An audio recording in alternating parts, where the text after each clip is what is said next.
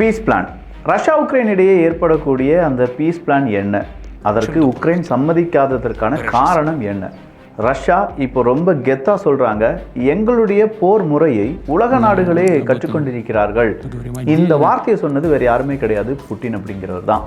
So ரஷ்யாவினுடைய அதிபர் Putin அவர்கள் இந்த வார்த்தையை சொல்வதற்கான காரணம் 3 வருஷம் 40க்கும் அதிகமான நாடுகள் ஒரு நாட்டை எதிர்த்து போரிட்டு கொண்டிருக்கிறார்கள், பணத்தை செலவழிச்சிட்டு இருக்காங்க. ஏகப்பட்ட விஷயத்தில் டெக்னாலஜியாக இருக்கட்டும், அவங்களுக்கு தேவையான இன்டெலிஜென்ஸாக இருக்கட்டும், எல்லாமே கொடுத்தும் ரஷ்யாவை தோற்கடிக்க முடியலை.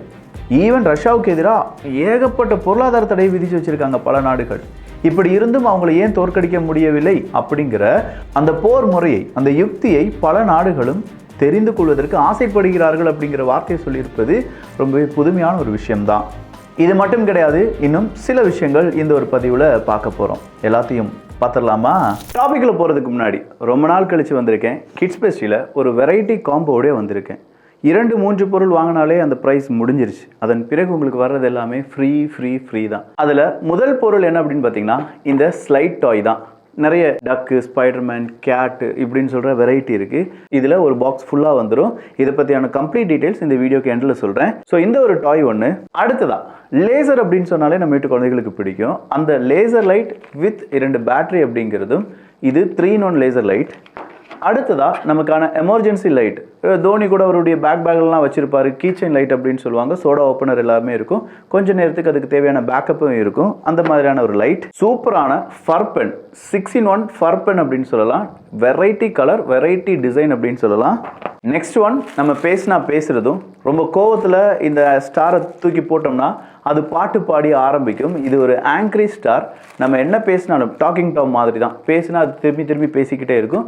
இதுவும் ரீசார்ஜபிள் தான். 2 to 4 கிலோ வரை தாங்கக்கூடிய ஹூக், 10 ஹூக் இது கூட உங்களுக்கு கிடைக்கும். அது இல்லாமல் 10 ஸ்டிக்கர்ஸ், ஒரு வாட்டர் கலர் பெயிண்டிங் 8 pages இருக்கக்கூடியது, 2 சிப்லாக், இதெல்லாம் கேரி பண்ணி போகிறதுக்கான ஒரு கேரி பேக். இப்படி இது எல்லாமே 999க்கு வேணுங்கிறவங்க வாங்கிக்கோங்க.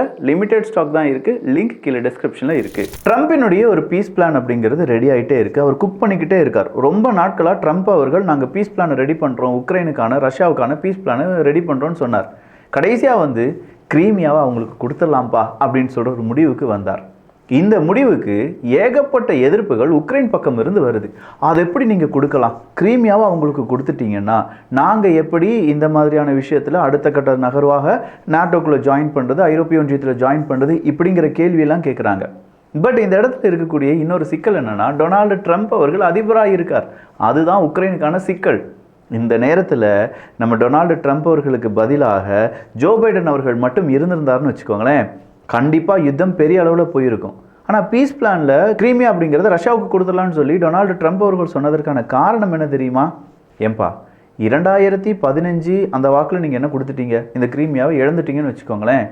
இவ்வளோ வருடங்களாக ரஷ்யாவை எதிர்த்து எந்த விதமான போராட்ட அறிவிப்பும் இல்லாமல் திடீர்னு இப்போ வந்துக்கிட்டு கிரீமியா தான் எங்களுக்கு வேணும், அது இருந்தால் தான் நாங்கள் இந்த பீஸ் பிளானுக்கு ஒத்துக்கொள்வோம் அப்படின்னு சொல்லி உக்ரைன் சொல்வதை நான் எப்படி அக்செப்ட் பண்ண முடியும்?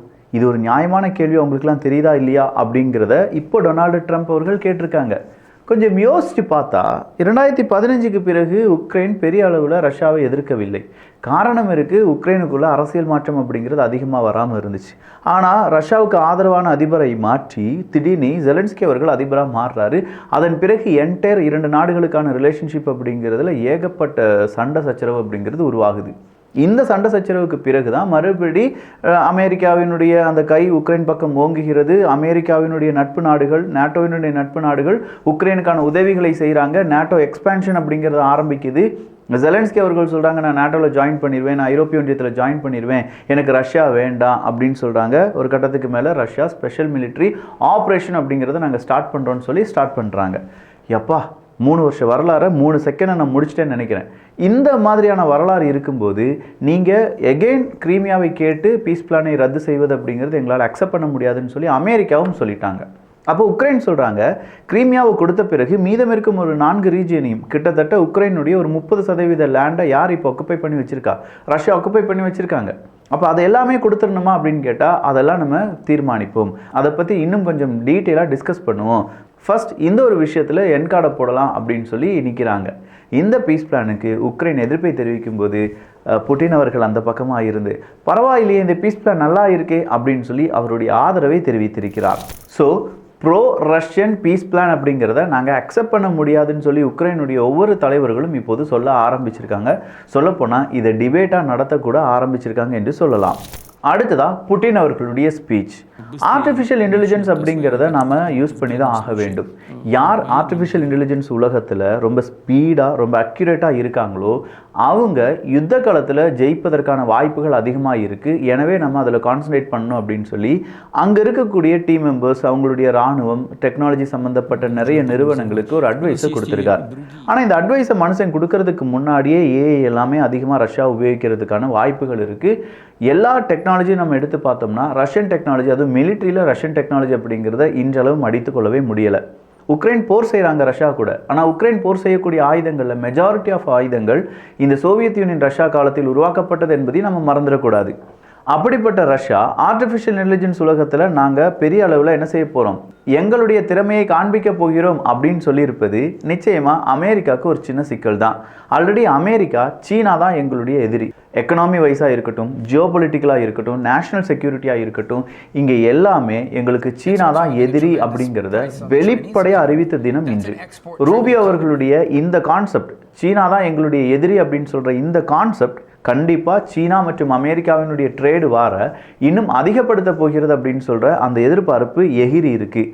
இவங்களுடைய ட்ரேடு வாரனால தங்கத்துக்கான விலை எல்லாமே எகிரிட்டு இருக்கப்பா, கொஞ்சம் பார்த்து செய்யுங்க அப்படின்னு சொல்லி இங்கே இருக்கக்கூடிய மக்கள் பேசிகிட்டு இருக்கிறதையும் நம்மளால் பார்க்க முடிகிறது. சரி, இவங்களுடைய பிரச்சனைகள் இப்படி ஒரு ஓரமாக இருக்கும்போது சீனாவை பற்றி அமெரிக்காவினுடைய நிலைப்பாடு என்ன அப்படிங்கிற கேள்விக்கு, சீனா நாங்கள் எல்லாத்தையுமே பார்த்து கொண்டு தான் இருக்கிறோம், உங்களுடைய ட்ரேட் அப்படிங்கிறதுலாம் ரொம்ப கவனிச்சுட்டு இருக்கோம் அப்படின்னு சொன்ன சீனா திடீர்னு சவுத் கொரியா போன்ற நாடுகளுக்கும் அவங்களுடைய நிறுவனங்களுக்கும் தடை அப்படிங்கிறத போடுறாங்க. என்னடா ரீசன் அப்படின்னு சொல்லி பார்க்கும்போது தான் தெரியுது, அடே சவுத் கொரியா நிறுவனமே என்கிட்ட வாங்கி நீ அமெரிக்காவுக்கு கொடுத்துட்டு இருக்கியா ரேர் எர்த் எலிமெண்ட்ஸுக்கான சில முக்கியமான பொருட்கள் எல்லாத்தையுமே அப்படின்னு சொல்லி தான் சவுத் கொரியாவுக்கு எதிராக திரும்பி இருக்காங்க சீனா. பொதுவாக இந்த ரேர் எர்த் எலிமெண்ட்ஸ் அப்படிங்கிறது சீனாவினுடைய முக்கியமான ஒரு அசட். இந்த அசட்டை எந்த நாட்டுக்கும் நான் விட்டு கொடுக்க மாட்டேன், யாருக்கும் நான் அதிகமாக இதை விற்பனை செய்ய போகிறது கிடையாது அப்படின்னு சொல்லி சீனா இதை ஸ்டாப் பண்ணி வச்சுருக்காங்க. சீனா இதை ஹோல்ட் பண்ணி வைக்கிறதுக்கான காரணம் இந்த கண்ட்ரோல் சீனாவிடம் இருந்தால் மட்டும்தான் சீனா நினைக்கிற மாதிரி காய் நகரத்தலை பிற நாடுகள்கிட்ட செய்ய முடியும். அமெரிக்காவை பொறுத்த வரைக்கும் சீனாவினுடைய பொருட்களுக்கு நாங்கள் பொருளாதார தடை விதிக்கிறோம், 10, 25, 35, 145, இப்போ 245% பொருளாதார தடை டாரிஃப் அப்படிங்கிறதெல்லாம் கொடுக்கிறோம் அப்படின்னு சொன்ன பிறகும் கூட அமெரிக்காவினுடைய நிறுவனங்கள் பதற ஆரம்பித்திருக்கிறார்கள். ஏன்னா சீனாவுக்கு இது பெரிய இம்பேக்ட் ஏற்படுத்தாது. அமெரிக்காவினுடைய எக்கனாமிக்கு, அமெரிக்காவினுடைய நிறுவனங்களுக்கு, அமெரிக்காவினுடைய வேலை வாய்ப்புகளுக்கு இது பெரும் பிரச்சனையாக மாறும்.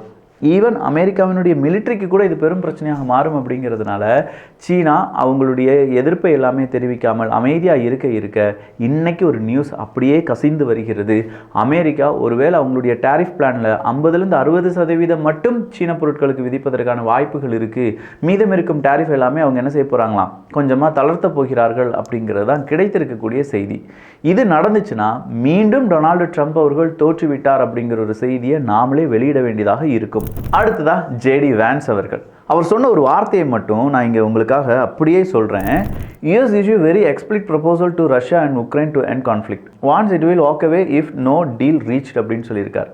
அமெரிக்காவை பொறுத்த வரைக்கும் முக்கியமான சில திருப்பங்களுடன் நாங்கள் இந்த பீஸ் டீல் அப்படிங்கிறத உருவாக்கி இருக்கோம். சப்போஸ் இந்த பீஸ் டீலில் யாராவது வரல அப்படின்னா நாங்கள் பாட்டுக்கு போயிட்டே இருப்போம்ப்பா, இது எங்களுக்கு தேவையில்லாத பிரச்சனை, இந்த ஆணியே எங்களுக்கு தேவையில்லை அப்படின்னு சொல்லிட்டு நாங்கள் போயிடுவோம்னு சொல்லி ஜேடி வான்ஸ் அவர்கள் இந்த குறிப்பை குறிப்பிட்டிருக்கிறார். இதே ஜேடி வான்ஸ் அவர்கள் இந்தியாவுக்கு வந்திருந்தார். இந்தியாவில் பிரதமர் நரேந்திர மோடி அவர்களை சந்தித்தார். இந்தியா மற்றும் அமெரிக்காவினுடைய உறவு 2025 அடுத்த 10 வருடங்களுக்கு ரொம்ப முக்கியமான உறவாக இருக்கும், அதற்கு நாங்கள் அடித்தளமாக இந்த ஒரு மீட்டிங்கை காண்கிறோம் அப்படின்னு சொல்லி அமெரிக்கா இந்தியாவுக்கு ஒரு சர்டிஃபிகேட் கொடுத்தாங்க. இந்த சர்டிஃபிகேட் ஏன் முக்கியம் அப்படின்னு நான் சொல்லிடுறேன். இந்த சர்டிஃபிகேட் அப்படிங்கிறது சீனாவை அமெரிக்கா எதிர்க்க போகிறது அப்படிங்கிறதுக்கான சூட்சமான ஒரு செய்தி தான். இந்த செய்தியை உலக நாடுகள் எப்படி புரிந்து கொள்ள வேண்டும் அப்படின்னா, நானும் சீனாவும் அடித்துக்கொள்ளப் போகிறோம், எங்களுக்கு இந்தியாவினுடைய நட்பு அடுத்த 10 வருடங்களுக்கு தேவை அப்படிங்கிறது.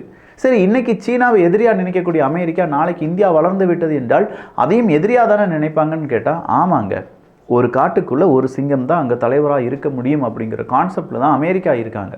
பட் இங்கே மல்டிபோலார் வேர்ல்டு உருவாக வேண்டும் அப்படின்னு சொல்லி பல நாடுகள் உரிமை குரலை எழுப்பி கொண்டிருக்கும் நேரத்தில் ஒரே ஒரு நாடு தான் உங்களுக்கு தலைவனாக இருக்க முடியும் அப்படின்னு சொல்லி அமெரிக்காவினுடைய நிலைப்பாட்டை யார் எப்படி சுக்குநூறாக்கப் போகிறார்கள் அப்படிங்கிற ஒரு போட்டி உருவாகி இருக்கிறது.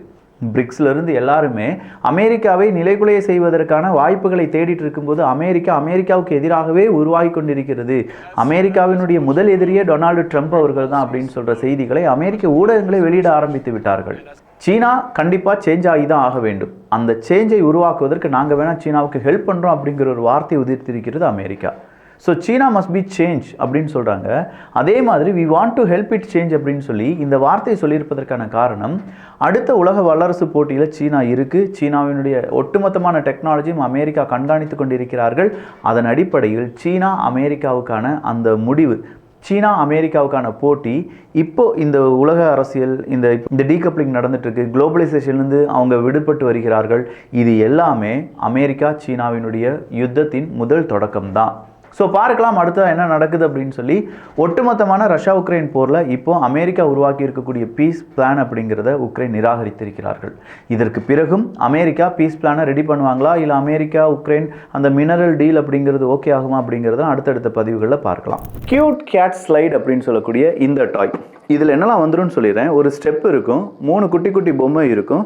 இது இல்லாமல் 3 ட்ராக் இருக்கும். 2 பேட்டரி போட்டு ஆப்ரேட் பண்ணிட்டீங்கன்னா அந்த ட்ராக்கில் இந்த பொம்மை மேலே டங்கின்னு மேலே ஏறி அப்படியே ஸ்லைட் பண்ணி கீழே வந்துக்கிட்டே இருக்கும்.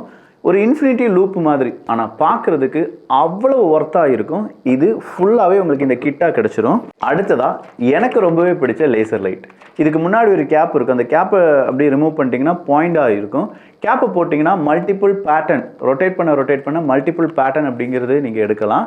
அது கூடவே உங்களுக்கு 2 பேட்டரியும் கிடச்சிரும். இது இல்லாமல் angry star one of my favourite toy அப்படின்னு சொல்லலாம். அது கூடவே உங்களுக்கு ஃபர்பன் கிடைக்கும். 6 கலரில் மாற்றி வச்சுக்கலாம். அந்த ஃபர்பன் யூனிக்காக இருக்கும். இது இல்லாமல் இன்னும் நிறைய பொருட்கள் நான் சொன்னேன் பார்த்தீங்களா, எல்லாமே 999.